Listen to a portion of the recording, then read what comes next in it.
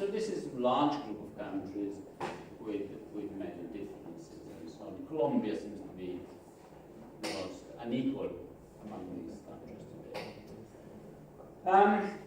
Now, Piketty says that story of Labour being rewarded now, having become more,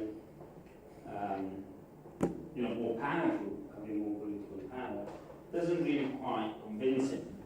And he says the theory is probably better described as a kind of grabbing hand model. Okay? Remember what I've kind of said to you, and I will repeat it again. The most important commodity in the current economy here is information. Okay? Asymmetric information creates huge informational rent advantages. So if you can persuade somebody that needs you that your ability is very high and your contribution to their wealth is very important, then they're going to reward you. Okay? And so that's essentially the story. So top executives are paid a lot. But if you think people like Messi and Lewis Hamilton are paid a lot, then look at the earnings of the CEO of the top 100 American companies. They earn more than Lewis Hamilton and Messi made in 1 year, but they do it for a long period of time. So they're paid a lot for a long period of time. And these are names they've heard of, because they just so salaries in the excess of $100 million a year. But they're not just salaries, there's all sorts of salaries and bits and so on. So these are paid a lot. And now this is very, very, very difficult to assess whether the payment is warranted or not. Okay? That they really contribute $100 million to the company, or is he only $50 million? So it's very difficult to assess their value, and they obviously have no incentive to reduce this value because they don't know each other and so on. The only people who can assess that value are other chief executives, which are quite happy for this to be continued.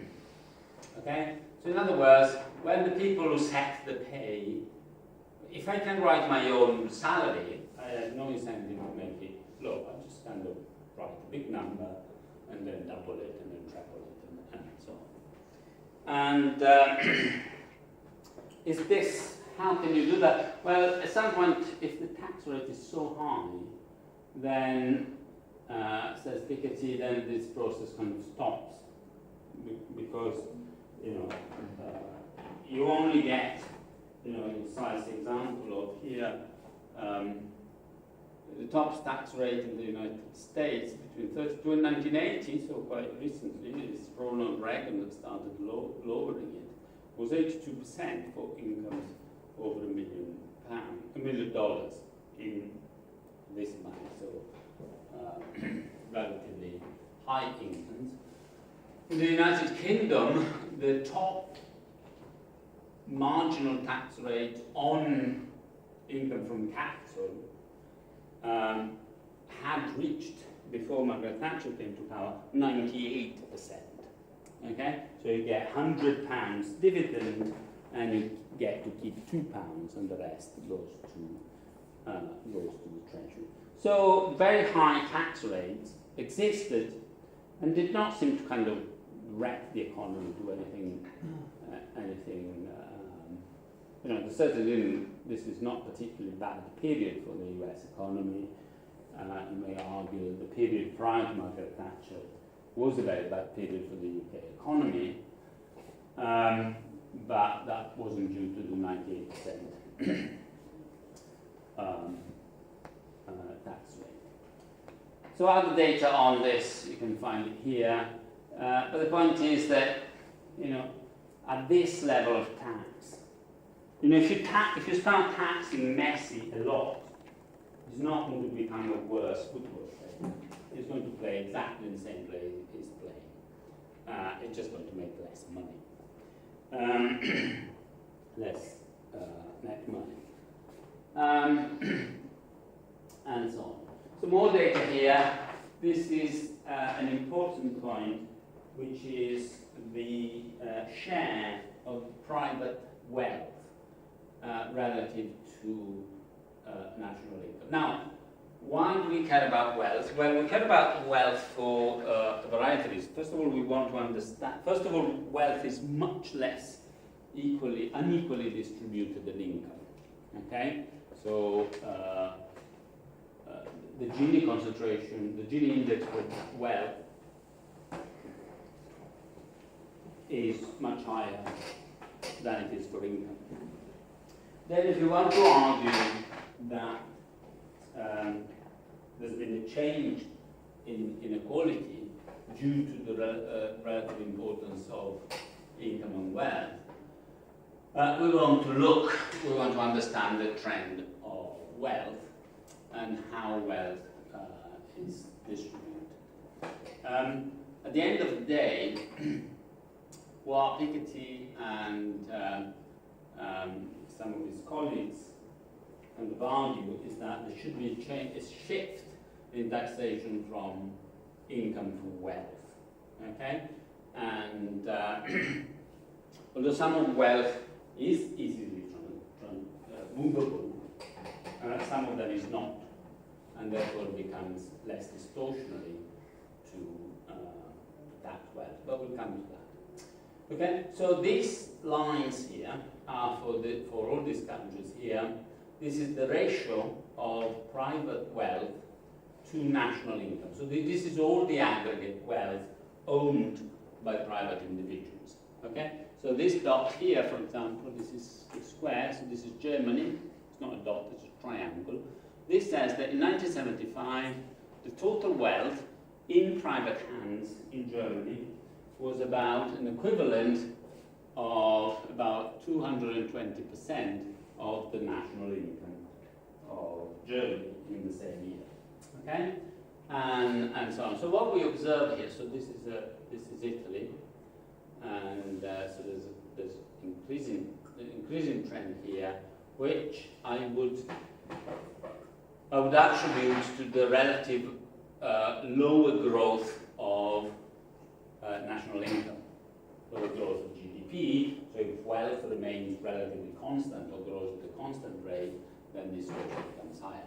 But Italy, among these countries, seems to be one that has the highest level of wealth. So the total wealth in Italy is about 7 times now the national income. And so you can see a kind of growing trend from 1970, but this growing trend is, however, for those countries for which we have long time series, seem to be a reversal of what's happened historically. So we get very sharp for the countries for which we do have data, and the European countries, we can see a very sharp reduction up to 1950 of the wealth in private hands in these countries. A lot of it, of course, is nationalization, and then the increasing trend started from 1950 and sharpening up in recent years. So wealth is becoming more important, and even with relatively low rate of returns on wealth, that creates income that is highly concentrated. So when we talk about the rise of inequality, we want to take into account that some of it is due to the fact that wealth is becoming more important. And so if because wealth is much more concentrated than income, then the income inequality for income coming from wealth is going to be higher than the income inequality derived from payment from labor. This is the United States, and this is what wealth is. Okay, so they've got a long series here, and they've got also a series of the capital, so the total share of income. So this is the same picture as these over a much much longer period from 1770, and you can see the same trend here. Okay, so from 1870 it starts coming down, and then it starts growing up again, and is about, what is it, 420%. So we're about here. So in the United States, the share of wealth to income is somewhere in between Germany and the United Kingdom and France. But this picture here gives the composition of wealth. Okay, and you can see at the end of the 18th century, when the US became independent, most of wealth was agricultural land and slaves. Okay, there was a little bit of housing, but it wasn't very valuable. Land was very abundant, and then other domestic capital, cars, and what else? Okay, and as we progress in time, of course, slavery is abolished a century later, and so the wealth owned in the form of slaves goes to zero, just as well. But notice how agricultural land is almost now irrelevant. Even though if you have a large farm in the United States, you're very rich. There's so few of them that is not so important. Housing is not important, and big cities have very valuable housing and other domestic capital. So these are firms, these are shares. Except for IBM, Microsoft, etc. And then most of the US economy is owned by US citizens. So these two curves are the difference between domestic wealth and wealth owned by non-US citizens.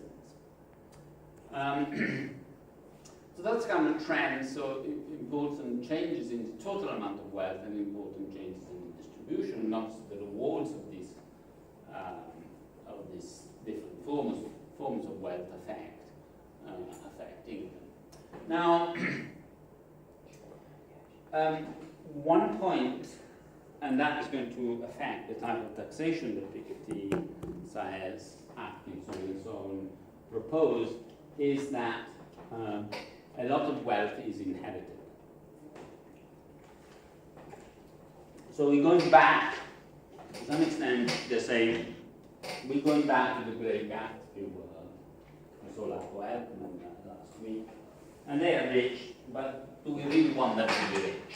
Are they doing something useful? Consider we want to reward Bill Gates and possibly Messi and Lewis Hamilton, but it's not obvious that Lavo Elkin has a valid moral claim to all his money and high quality of life.